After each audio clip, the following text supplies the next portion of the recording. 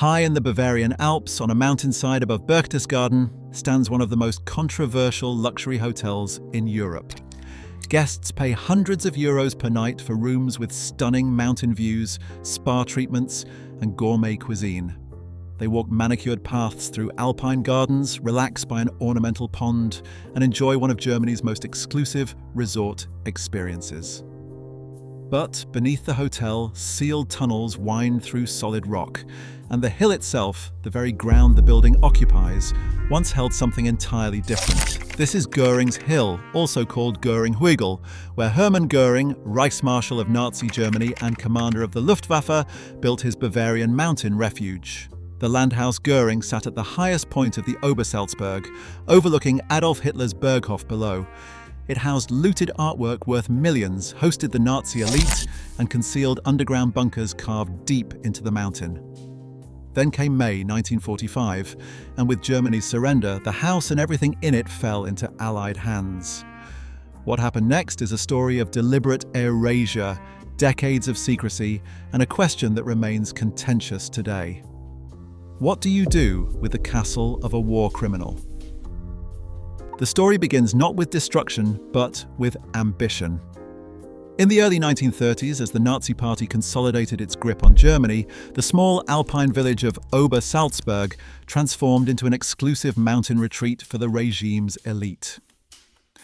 Adolf Hitler had purchased a modest chalet called Haus Wachenfeld in the area in 1928, drawn to the region's stunning mountain vistas and clear alpine air. As his power grew, so did his residence. It eventually became the sprawling Berghof estate. Where Hitler went, his inner circle followed. Hermann Göring, Reichsmarshal and commander of the Luftwaffe, acquired a small rustic hunting lodge on the highest point of the mountain around 1933. The location was no accident. From this elevated position, Göring could literally look down upon the homes of his fellow Nazi leaders, including Hitler's Berghof below. What began as a simple mountain lodge quickly evolved into something far grander. Göring, who fancied himself a Renaissance man and connoisseur of fine things, expanded the property throughout the 1930s. The Landhaus Göring, as it came to be known, retained the character of an alpine hunting lodge on the outside, befitting Göring's image as an outdoorsman and hunter. But inside, it housed an increasingly valuable collection of artwork, much of it looted from occupied territories across Europe. Göring had always been a collector, but his position as plenipotentiary for the implementation of the four-year plan gave him unprecedented access to confiscated and stolen property. From the Netherlands, France, Austria and Poland, paintings, sculptures, tapestries and antiquities flowed into his collection. While his primary treasure house remained Karenhall, his estate outside Berlin, the Landhaus in Bavaria became a secondary repository for his acquisitions. The house sat on what locals called the Goring Hügel, or Göring's Hill. An outdoor swimming pool graced the property, lined with distinctive blue glazed tiles. The interior spaces were appointed with expensive furnishings. Artwork displayed salon style on the walls, and all the amenities befitting one of the most powerful men in Nazi Germany. The estate was managed by Josef Zicki and his wife Frieda, who formed part of Göring's inner circle and ensured the smooth running of the household. Below the house, tunnels and bunkers were carved into the mountain, part of the extensive underground network that honeycombed the entire Obersalzberg. However, in a reflection of the petty jealousies that plagued the Nazi leadership, Martin Bormann ensured that Göring's bunker system was never connected to the main tunnel network that linked Hitler's Berghof to the other facilities. Göring's shelter remained isolated, accessible only through his own property. By 1943, the mountain complex had grown into a small town. The original residents of Obersalzberg had been bought out or forcibly evicted by 1935 and 1936, their homes demolished to make way for Nazi construction projects. In addition to the residences of Hitler, Göring, Martin Bormann, and Albert Speer, the area included SS barracks, guard posts, a kindergarten for the children of staff, a cinema, an underground shooting range and the Platterhof Hotel, where favoured Germans could spend a night for just 1 Reichsmark to catch a glimpse of their Führer. The Hotel Zum Türken, once an independent business, had been requisitioned for SS use. High chain-link fences and rigorous security checkpoints ringed the entire complex. Members of the SS Leibstandarte Adolf Hitler patrolled constantly, checking identification passes and maintaining what had become one of the most secure locations in all of Germany. Visitors needed special authorization just to enter the area. For Göring, the Landhaus represented a place of relaxation away from the pressures of Berlin, somewhere he could hunt in the surrounding forests, entertain guests, and indulge his passion for collecting. As the war turned against Germany, the Obersalzberg took on increasing strategic significance in Allied intelligence assessments. Throughout the conflict, Hitler and his senior staff had used the Berghof as an alternate command center, hosting foreign dignitaries and conducting high-level conferences. In June 1944, Allied intelligence confirmed that Hitler was directing the German response to the Normandy landings from the Berghof. The Royal Air Force developed a plan called Operation Hellbound to attack the complex. However, when the head of the United States Army Air Forces, General Hap Arnold, reviewed the proposal on the 20th of June 1944, he decided against it. His reasoning was pragmatic and coldly strategic. The attack was unlikely to kill Hitler, and attempting to do so might actually harm the Allied cause. Hitler's increasingly erratic leadership and poor military decisions were, paradoxically, working to the Allies' advantage. Better to let him continue making mistakes than risk him being replaced by someone more competent. By April 1945, this calculus had changed. Germany was collapsing under the weight of Allied advances from both east and west. Intelligence reports, though ultimately erroneous, suggested that senior Nazi leaders planned to make a last stand in an Alpine fortress, using the mountains of southern Bavaria and Austria as a final redoubt. The Obersalzberg, with its known bunker systems and symbolic importance, seemed like the natural headquarters for such a defence. On the 16th of April 1945, the British Chiefs of Staff Committee ordered Bomber Command to cease the area bombing of German cities and instead focus on providing direct support to Allied ground forces and targeting remaining strategic sites. The Obersalzberg qualified on both counts. The raid was scheduled for the 25th of April 1945. It would be one of the final major bombing operations conducted by Royal Air Force Bomber Command in the European theatre. The last Bomber Command raid on an oil refinery in Norway would occur that same evening. For the hundreds of aircrews involved, including those from the Royal Australian Air Force's No. 460 Squadron, this would be their final combat mission. No. 460 Squadron had flown over 6,000 sorties during the war, participating in massive raids on Berlin, Hamburg, and the Ruhr Valley. Their losses had been devastating. Over 1,000 killed, around 200 taken prisoner, and approximately 180 aircraft lost on operations. Before their Anzac Day parade at Binbrook Station in Lincolnshire could begin on the 25th of April, the squadron's 20 Lancasters had to return from one more mission to the Bavarian Alps. The bombers assembled over England and began the long flight south. By April 1945, the RAF enjoyed near complete air superiority over Germany, and Bomber Command had been conducting occasional daylight raids since late 1944. Still, the mission presented unique challenges. The mountainous terrain interfered with the oboe direction, finding signals that bombers relied upon for precision targeting, even though the aircraft flew at 39,000 feet. Some bombers had to orbit the target area, searching for the correct approach, while German anti-aircraft batteries opened fire. Some aircraft found themselves as far off course as Salzburg before locating their target and making their bombing runs. When the attack finally commenced, it was devastating. Over 1,400 long tons of bombs fell on the Obersalzberg, including 4 massive 12,000-pound tallboy bombs designed to penetrate deep bunker systems. The heavy payload was specifically chosen to destroy the underground facilities that Allied intelligence believed existed beneath the complex. The bombing was remarkably accurate for the time. The RAF, official historian Hilary Saunders, later boasted with dark humour that a 1,000-pound bomb had made the deep end of Goring's swimming pool considerably deeper. The results were mixed in terms of the primary targets. The Kehlstein house, the famous eagle's nest perched higher up the mountain, escaped damage entirely. Hitler's Berghof took moderate damage from 3 direct hits, but the Waffen-SS barracks, one of the key targets, were severely damaged. The houses belonging to Goring and Martin Bormann were destroyed or heavily damaged. Roads were churned up and made barely passable. Smoke and dust filled the mountain air. The landscape of the Obersalzberg was transformed into a scene of devastation, with bomb craters pockmarking the hillsides and buildings reduced to rubble. 2 Lancasters were shot down by German anti-aircraft fire. An aircraft from No. 460 Squadron was hit shortly after dropping its bombs. The pilot managed a forced landing near the German town of Traunstein, and all crew members survived. They were made prisoners of war, but within days, advancing Allied forces liberated them. The second aircraft lost was from No. 619 Squadron RAF. Of its crew, 4 were killed and 3 taken prisoner. These men too were soon freed by the Allied advance. Several other Lancasters sustained damage, with one making an emergency landing near Paris. On the ground, the raid was terrifying for those caught in it. Several thousand local residents had taken shelter in the underground bunker systems and emerged unscathed. But the destruction above ground was immense. Hermann Göring survived the attack in his personal bunker beneath the Landhaus. Josef Ziegski, the estate manager, witnessed the devastation. According to his later account, on the evening of 26 April 1945, he and Göring's staff officer von Brauchitsch climbed the 144 steps through the rubble to reach the ruins of the mansion. They recovered mattresses from Emmy Göring's devastated bedroom because those sheltering in the bunker below refused to sleep on carpets for another night. But Göring's concerns extended far beyond comfort. At the time of the bombing, he was already under house arrest by order of Adolf Hitler.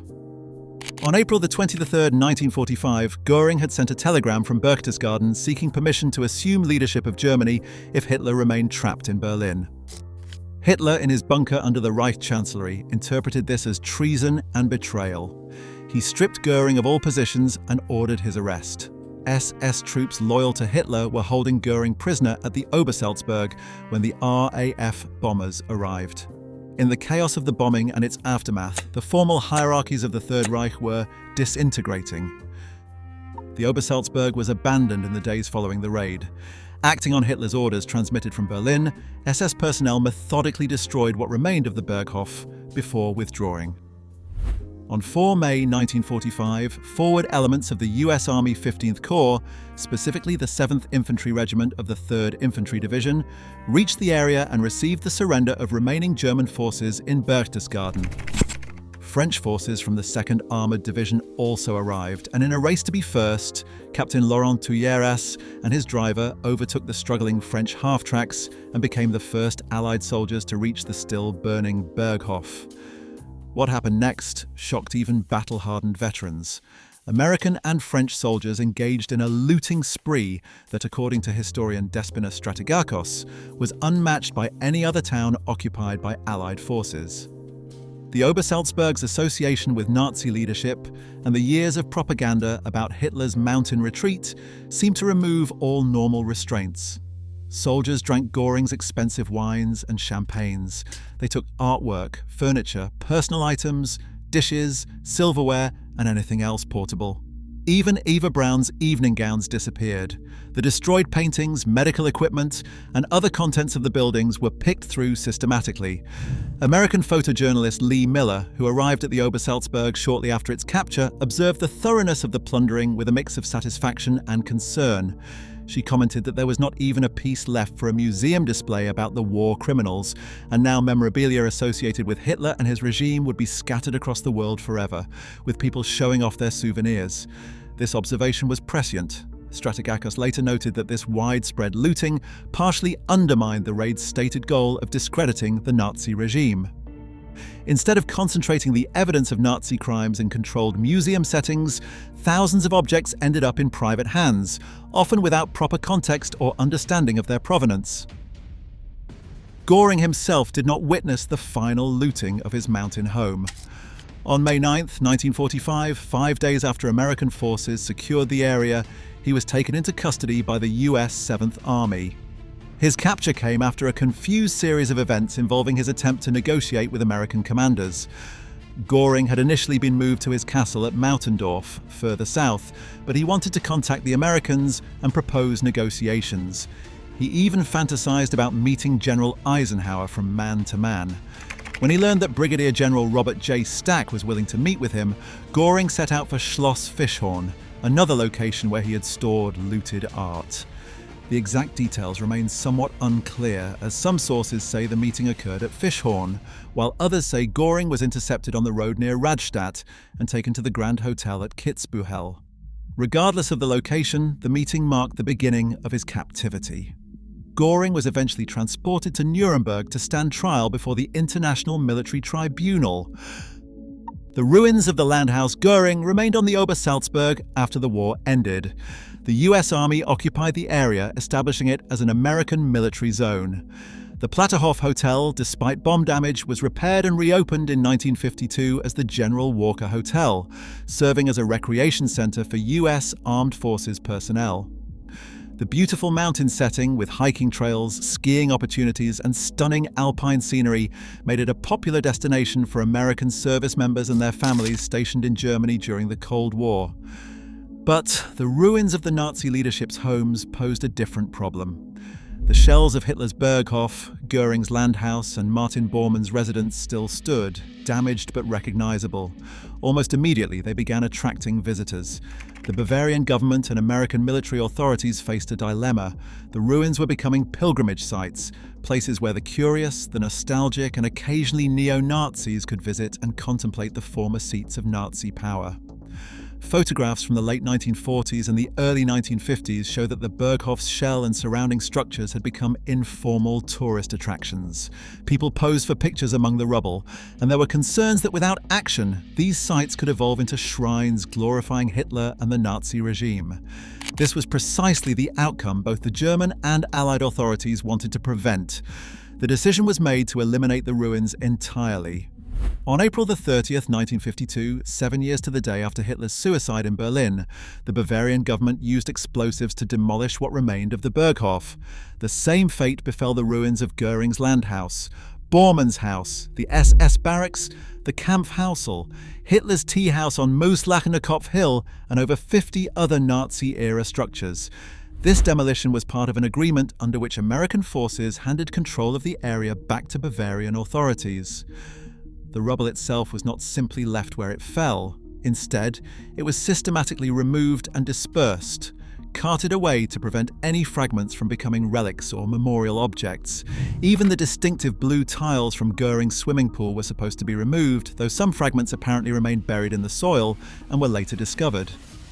The thoroughness of the demolition reflected a deliberate policy of historical erasure, motivated by good intentions.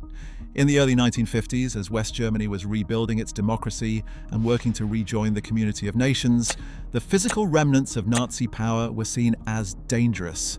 They could inspire nostalgia, provide focal points for extremist movements, or simply serve as painful reminders of a period most Germans wanted to forget.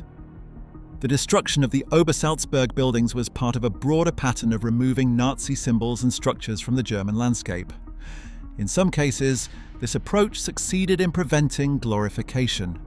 In others, as historians and preservationists later argued, it meant the loss of important historical evidence that could have served educational purposes if properly contextualized.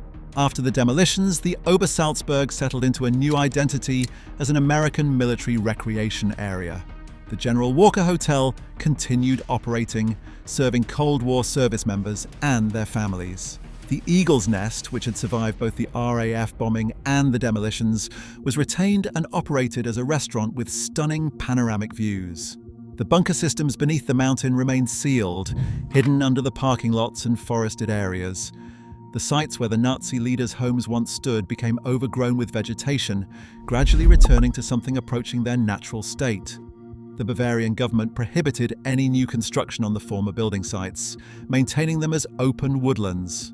For decades, the area existed in this liminal state. It was no longer an active shrine to Nazi power, but it was also not fully confronting its historical significance. Then, in the 1990s, after German reunification, and as the generation with personal memories of the war was aging, attitudes began to shift. Rather than erasing and forgetting, there was growing recognition that sites of historical importance, even dark ones, could serve valuable educational functions. In 1995, 50 years after the end of World War II, the American Forces Recreation Center at Berchtesgaden was closed as part of post-Cold War military restructuring. The US military handed the area back to Bavarian authorities. In 1999, the Dokumentationszentrum Obersalzberg opened in the former Gasthaus Hoher Goel, which had once housed important visitors during the Third Reich. The museum, operated by the Institut für Zeitgeschichte, the Institute of Contemporary History in Munich, takes an unflinching look at the history of the Obersalzberg and the broader history of National Socialism. Through photographs, documents, films, and artifacts, it tells the story of how this mountain retreat functioned as a headquarters for genocide and war. The exhibition includes a scale model showing the locations of the Nazi-era buildings, helping visitors understand the layout of the complex. Importantly, the museum also opened access to a section of the underground bunker system that had been sealed since 1945. Visitors can walk through the tunnels carved out of solid rock, see graffiti left by French and American soldiers in 1945, and peer into rooms that once served as shelters during the final days of the Reich. That same year, 1999, a book titled Goring's Reich, Selbstinszenierungen in Carenhall sparked renewed interest in Göring's estates and the art treasures he had looted. This led to treasure hunters visiting both Carenhall in Brandenburg and the Obersalzberg, searching for artwork and valuables they believed might still be hidden. The attention also raised concerns about neo-Nazi activity at the sites. In response, Bavarian authorities took additional measures to prevent the Obersalzberg from becoming a gathering point for extremists. In 2005, controversy erupted when the Bavarian state government facilitated the construction of a large luxury hotel on the Goring Hügel, the hill where Hermann Göring's landhouse had once stood. The intercontinental resort Berchtesgaden, later renamed the Kempinski Hotel Berchtesgaden, was built directly on the site, allegedly above Göring's sealed bunkers. The exact location of the original house is believed to be where a decorative pond now sits on the edge of the hotel grounds. The open field in front of the hotel, now used as a recreation area and Segway track for guests, was once the location of the SS barracks. Jewish organizations, including the Simon Wiesenthal Center, condemned the project. They described Berchtesgaden and the Obersalzberg as the seat of evil, where Adolf Hitler, Hermann Göring, Joseph Goebbels, and the Nazi leadership took most of the decisions that cost the world 70 million lives. Critics argued it was inappropriate and even offensive to construct an expensive resort for wealthy tourists on grounds so thoroughly associated with Nazi atrocities. The hotel's amenities, including a luxury spa, gourmet restaurants, and scenic mountain views, seem to trivialize the site's dark history. Defenders of the hotel said the Obersalzberg had been a tourist destination long before the Nazis arrived. In the late 19th century, artists, intellectuals, and industrialists such as Johannes Brahms and Clara Schumann had visited the area, drawn by its natural beauty. Returning the site to tourist use, they argued, was actually restoring its original character rather than dishonoring it. Moreover, the hotel's construction provided economic benefits to the local community, which had struggled after the closure of the American military facilities. The Kempinski Hotel has won multiple hospitality awards and is widely regarded as one of the finest hotels in the region. The hotel does offer guided walks around the property that acknowledge its historical significance, though the emphasis is clearly on luxury accommodation rather than historical education. This controversy reflects the ongoing challenges of managing sites associated with Nazi history. Unlike concentration camps, which clearly serve as memorial sites where the crimes of the regime can be confronted directly, places like the Obersalzberg occupy more ambiguous territory. They were not primarily sites of atrocity, but rather centers of power and decision-making. The men who lived there issued orders that resulted in millions of deaths. But the locations themselves do not bear the physical evidence of mass murder in the way that Auschwitz or Dachau do. This makes them harder to interpret and memorialize. Today, the Obersalzberg presents multiple faces to visitors. The Dokumentationszentrum Obersalzberg Museum offers serious historical education about the Nazi regime, the Holocaust, and the specific role this mountain complex played. The accessible sections of the bunker system provide a tangible connection to the final, desperate days of the Third Reich. The Eagle's Nest continues to operate as a restaurant, with visitors taking a special bus up the steep mountain road and then an ornate elevator through solid rock to reach the building perched on the summit. The Kempinski Hotel offers luxury accommodation for those who can afford it. The Hotel Zum Türken, which survived the bombing and was returned to its original owners after the war, allows visitors to explore another section of the bunker system and provides more affordable lodging. On the site of Goring's landhouse itself, almost nothing visible remains. The hill has been substantially regraded and landscaped for the hotel. Scattered in the woods around the property, careful searchers can find fragments of concrete foundations, perhaps pieces of retaining walls or bunker ventilation shafts. Some reports suggest that blue glazed tiles from the swimming pool occasionally surface, though many have been taken by souvenir hunters over the decades. The bunkers beneath the hotel remain sealed and inaccessible to the public, their tunnels and rooms preserved but hidden. The deliberate erasure of Göring's Bavarian residence was motivated by understandable concerns about preventing the glorification of Nazi leaders. In the immediate post-war period, the fear that these ruins could become pilgrimage sites for unreconstructed Nazis was genuine and justified. The decision to demolish them represented the best judgment of Allied and German authorities at the time. However, from the perspective of the early 21st century, the loss of these structures as educational resources is significant. Physical buildings have a power that photographs and documents cannot fully replicate. Walking through the actual spaces where decisions were made, seeing the scale and luxury of the accommodations, and confronting the material reality of Nazi power can provide insights that museum displays cannot match. This tension between preservation and erasure, between memorialization and forgetting, continues to shape discussions about Nazi heritage sites throughout Germany. Concentration camps have been preserved as memorial sites and teaching facilities, their preservation justified by their direct connection to the Holocaust's victims. The sites of Nazi administration and leadership are more problematic. Preserving them risks creating monuments to the perpetrators. Destroying them risks losing important historical evidence and the opportunity for education. These questions remain unresolved. The story of Göring's landhouse encapsulates many of these dilemmas. It was, by all accounts, a beautiful building in a spectacular natural setting. It housed extraordinary art, though much of that art was stolen from its rightful owners. It served as a retreat where one of history's great criminals could relax and indulge his aesthetic pretensions. It was bombed by Allied forces in a legitimate military operation targeting Nazi leadership. It was looted by Allied soldiers in the chaotic aftermath of victory. It was demolished by German authorities trying to build a democratic future free from the shadows of the Nazi past. And now luxury hotel guests enjoy mountain views from approximately the same spot where Göring once stood. The absence of the building itself has not erased the history, nor has it eliminated controversy. If anything, the empty space and the debates about what should occupy it have kept the conversation about this history alive. The documentation Zentrum provides essential context and education, ensuring that visitors understand what happened here and why it matters. The sealed bunkers beneath the ground serve as a kind of archaeological layer, preserving physical evidence even if it is not currently accessible. The reconstructed landscape allows nature to reclaim spaces once devoted to power and oppression. Hermann Göring never saw Nuremberg's judgment on his crimes. He was found guilty on all 4 counts. The counts were conspiracy to commit crimes alleged in the other counts, crimes against peace, war crimes, and crimes against humanity. He was sentenced to death by hanging. On October 15th, 1946, hours before his scheduled execution, he committed suicide by swallowing a potassium cyanide capsule he had somehow managed to conceal throughout his imprisonment. His body was displayed briefly to witnesses and then cremated.